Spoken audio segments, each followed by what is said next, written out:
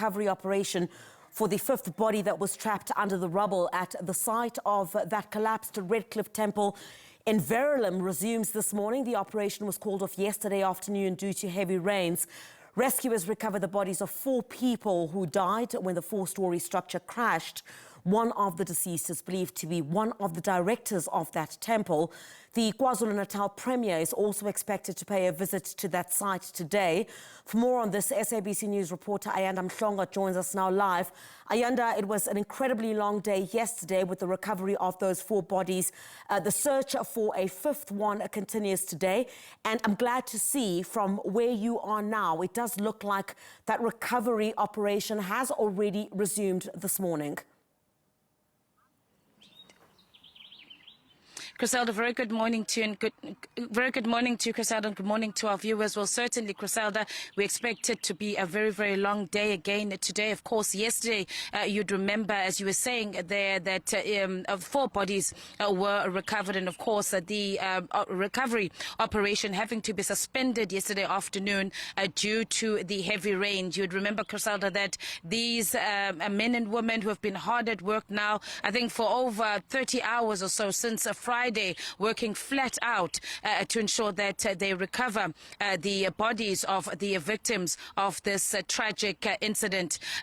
Yesterday, unfortunately, in the evening, them having to suspend that because the weather conditions were simply extremely dangerous for them to be able to continue. Of course, now, Griselda, unfortunately, as we know, it's now no longer a search mission, but it is now a recovery operation. The search and rescue teams are now back, as you would be seeing live in your visuals there right at the top of the site. They are expected to now start the work of recovering the 5th body. Yesterday, they were able to identify where that 5th body is located, and this morning they're then going to start that a mission of now trying to recover that body. Of course, Griselda, I think also important for our viewers to note that we speak of the 5 bodies that have now been confirmed from this incident. But the rescuers, and of course, we also heard from the Minister of Public Works and Infrastructure yesterday when he led a government delegation to visit the site, that the number of people that still may be trapped underneath this rubble is unknown. We were just speaking to Samantha Mayrick this morning from IPSS just to get an update in terms of what we can expect. Of course, IPSS are part of the search and rescue teams, and she was saying, Griselda, that once they have recovered the 5th body, they're then going to bring in the canines to then search the area, possibly for more bodies. We also note yesterday the minister saying that 2 of the canines have come from the Western Cape. The Western Cape has assisted with 2 very experienced dogs that will be assisting in this search, and these 2 canines, we understand, also worked with the teams in the George building collapse, and so they have now joined the search and rescue teams here. So once they have recovered body number 5, they will then continue with the search for any other bodies or people that may be trapped. And of course, the challenge for the rescuers, Griselda, has been the fact that no one can actually say how many people were on site when this incident happened. We know that on Friday, 11 people were rescued, and then the rescuers then were able to locate the 5 bodies. And so, but at the point, they're unable to say really how many people were on site. There has been a commitment from the government as well, and the rescuers saying that they are going to stick it out. They're going to stay here for as long as possible until they are certain that there are no bodies that are still trapped underneath this rubble. Of course, also, Griselda, I mean, this is not an easy operation for the rescuers, and some people might ask, why did they have to suspend the search on Friday and again yesterday? It is not an easy, I mean, if you just look at what we're seing now, these large concrete slabs. There's also these steel poles, scaffoldings that also went down. And so Samantha, the spokesperson for IPSS, was actually taking us through how difficult it is to actually navigate this particular site for the rescuers. And of course, you know, whilst their key priority or the main priority is for them to find these, you know, the individuals that may have been trapped and unfortunately have passed away. But also it's important, Griselda, that the rescuers themselves don't find them in a situation where they are now in harm's way. And so it is a very risky and very tricky operation for them.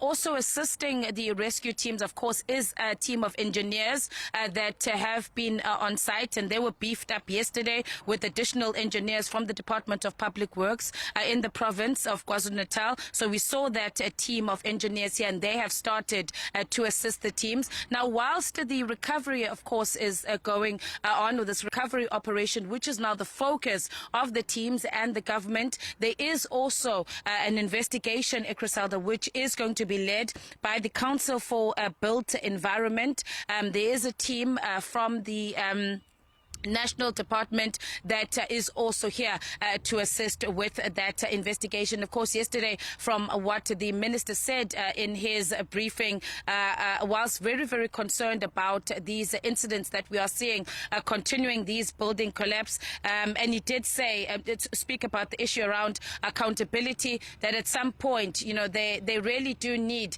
to ensure that if anyone is responsible for what has happened here, that they are held accountable. But, you know, Griselda, we've been speaking about the bodies and we've been speaking about the investigations. We've been speaking about people that need to answer for this.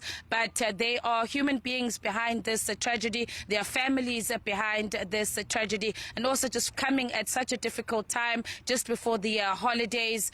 So one also does take cognizance of that. It's a very difficult time for this community as a whole. We've been seeing community members coming out in their numbers here to support their families. And one of the deceased, as we know, is the founder of the temple, whose name we have been given, but we have not yet engaged with the family. So out of respect for the family, and until we get that go-ahead, we will then be able to release the names of the people, or of the victims of this unfortunate tragedy. But this has really hit this community very hard. This, you know, area was not only a place of worship for communities in and around here, but there was a lot more that was happening in this eco-village.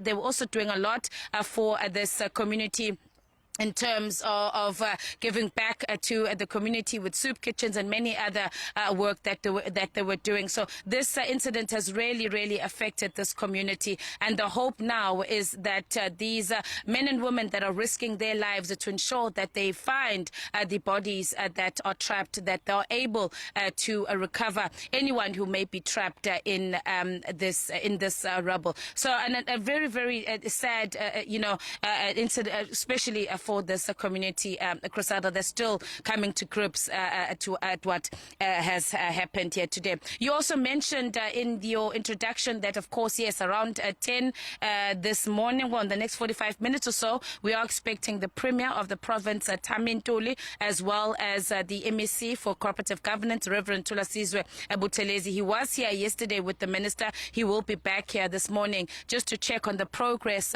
of this recovery operation. But of course, just for the Premier himself to get a brief and to see himself what has transpired here. So we are on the ground, Chris.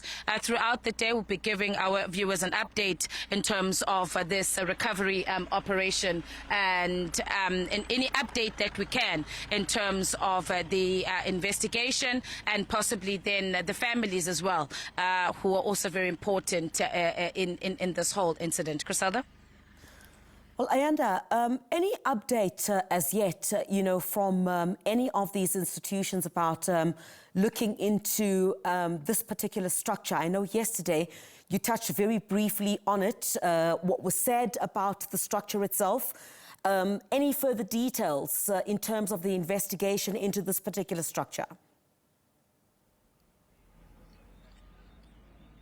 No details that yet, Criselda. I mean, this is a question that yesterday we posed to the officials that were here, and they simply said that for now the focus is going to be on the recovery operation.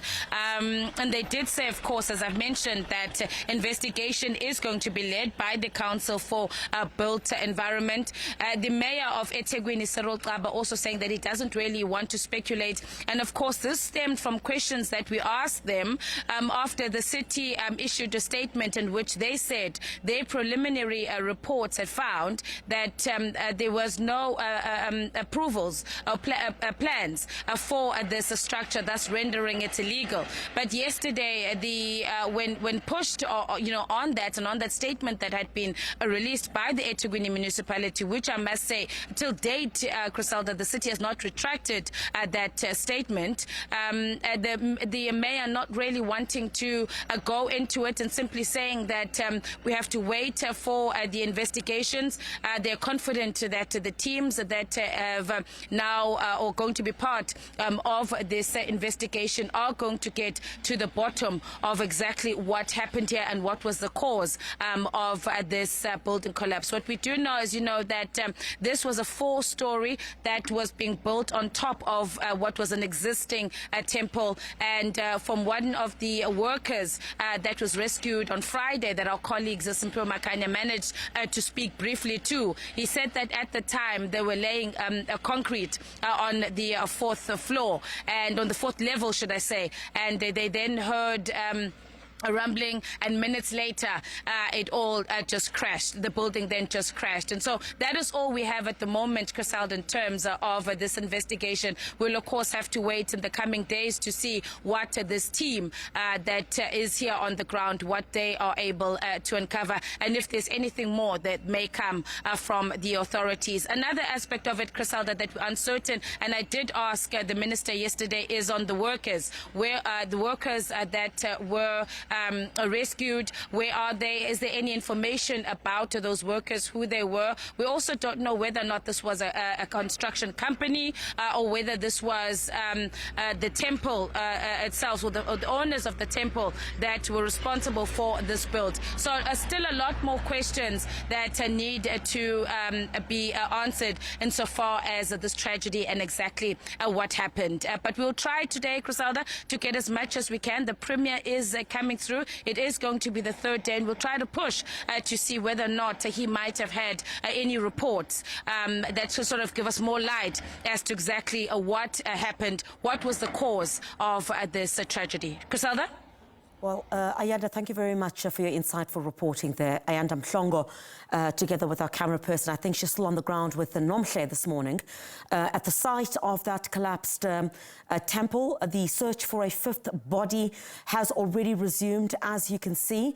And we'll wait to hear from authorities later, including the Premier of KwaZulu-Natal, in terms of what, in addition, do we know as the search continues for the fifth body. What more information are they able to share with the public as well in terms of the structure itself? We'll hear from Ayanda Mhlongo a little bit later on. But that search has already resumed at the site of that collapsed temple in Verulam.